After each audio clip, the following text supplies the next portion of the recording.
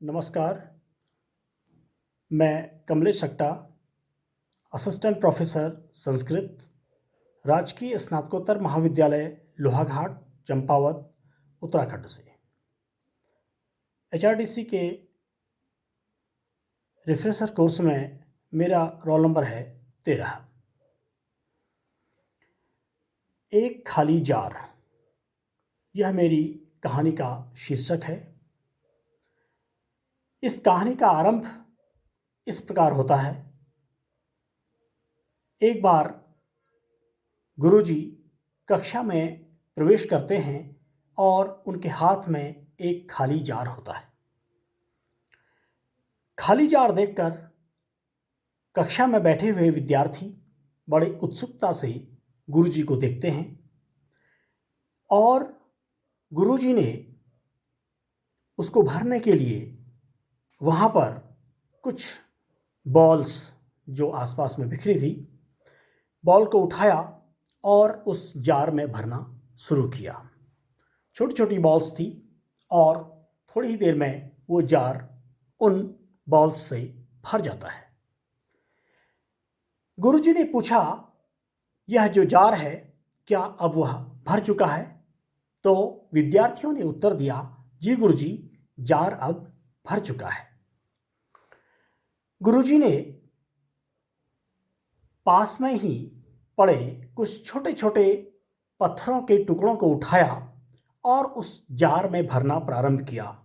उन्होंने जार को हिलाया और पत्थरों के टुकड़ों के लिए जगह बन गई और उस जार में अब वो पत्थर के टुकड़े भी आ चुके थे। गेंद और पत्थर के टुकड़े, अब जार का आकार पूर्णतया भर चुका था। फिर गुरुजी ने कहा, क्या ये जार अब भर चुका है? तो विद्यार्थियों ने उत्तर दिया, जी गुरुजी, यह जार अब भर चुका है। गुरुजी ने पास में ही पड़ी बालू उठाई और 2 मुट्ठी बालू उस जार में डाल दी और वह जार अब भर चुका था। गुरुजी ने फिर प्रश्न किया, विद्यार्थियों, क्या यह जार भर चुका है? तो जैसा उत्तर विद्यार्थियों ने दिया, जी गुरुजी, जार अब पूरी तरह से भर चुका है। थोड़ी सी चाय भी बाद में गुरुजी ने उस जार में डाल दी और वो जार पूर्णतया भर गया। विद्यार्थी बड़े कुतूहल से इस पूरे घटनाक्रम को देख रहे थे।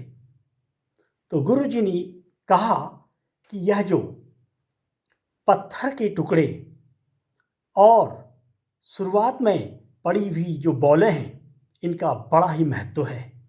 ये हमारे जीवन की बड़ी महत्वपूर्ण चीज़ें हैं। हमारा घर, परिवार, मित्र, हमारा स्वास्थ्य, ये महत्वपूर्ण चीज़ें हैं। ये इंडिकेट करती हैं कि इन चीज़ों का हमारे जीवन में बड़ा ही महत्व है। और ये जो छोटे छोटे पत्थर के टुकड़े अभी आपने देखे, इन पत्थर के टुकड़ों का भी बड़ा महत्व है। आपके घर में जो आपकी छोटी छोटी लग्जरीज़ हैं, आपका कार, आपका घर, ये छोटी छोटी चीज़ें जो आपको खुशियाँ देती हैं, इनका भी बड़ा महत्व है। यानी इनके बिना भी घर पूर्ण नहीं होता। इसलिए ये जो वस्तुएं हैं, इनका बहुत बड़ा महत्व है। यदि मैं इन वस्तुओं की बजाय पहले ही जार को मैं अगर भर देता, बालू से भर देता, तो शायद इन वस्तुओं के लिए कोई स्थान नहीं रह जाता। ये वस्तुएं फिर इनका अस्तित्व ही नहीं रहता। इन वस्तुओं को देने के लिए स्थान नहीं बचता। इसलिए हमारे जीवन में क्या जरूरी है, कौन सी वस्तुएं जीवन के लिए अत्यावश्यक हैं, उसका भी प्रबंधन हम सबको रखना चाहिए। ये सारी वस्तुएं हमको खुशियाँ देती हैं, आनंद करती हैं। इसलिए यह आनंद जीवन में बरकरार रहे, जीवन में बने रहे, इसके लिए हमको यत्न करना चाहिए।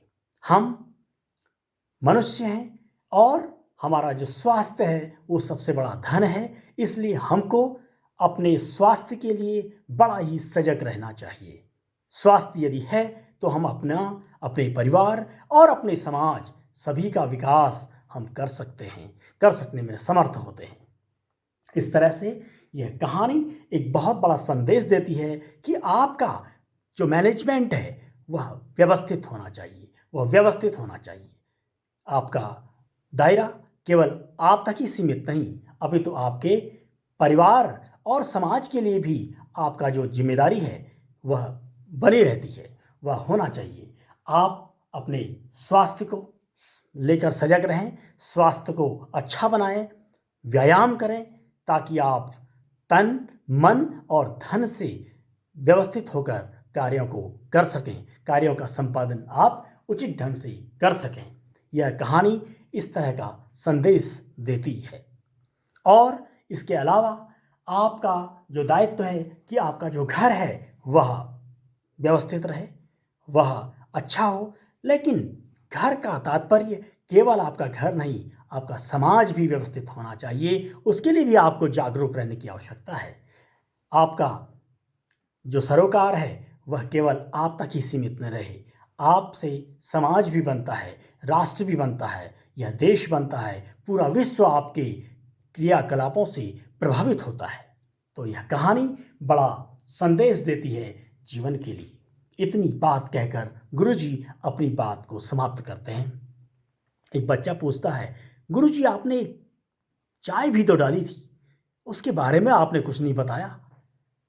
तो गुरुजी मुस्कुराए और बड़े ही आनंदित होकर इस प्रश्न के लिए उन्होंने कहा, देखिए बहुत अच्छा आपने मुझे याद दिलाया और आपकी क्यूरियोसिटी जगी रही, इसके लिए भी मैं आप सबको धन्यवाद करता हूँ।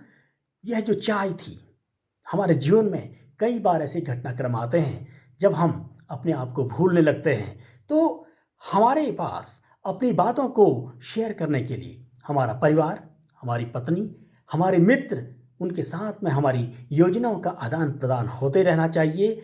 और वह जो चाय है, इस नाते आप बैठें और अपने विचारों का आदान प्रदान करें, अपने डेवलपमेंट की बात करें और समाज के लिए आप क्या करना चाह रहे हैं, क्या आपके लक्ष्य हैं, आपके क्या गोल्स हैं, उनके विषय में आप लगातार चर्चा करते रहें, ताकि हर प्रकार की जो चुनौतियां वह आसानी से आप पार कर लें। अपने विचारों के आदान प्रदान से आप एक स्वस्थ समाज का भी प्रतिनिधित्व कर सकें, उनको एक अच्छा मैसेज दे सकें। तो ये कहानी एक इस मंजिल तक जाती है कि मनुष्य को हमेशा इस तरह के क्रियाकलाप सजग रूप से करते रहने चाहिए, प्रबंधन अच्छी तरह से करना चाहिए, जीवन में आने वाली चुनौतियों से किस तरह से रास्ता बनाना चाहिए। यह कहानी उस एक खाली जार, यह जो शीर्षक यहाँ पर दिया गया, पूरी तरह से उसका प्रतिनिधित्व करती है।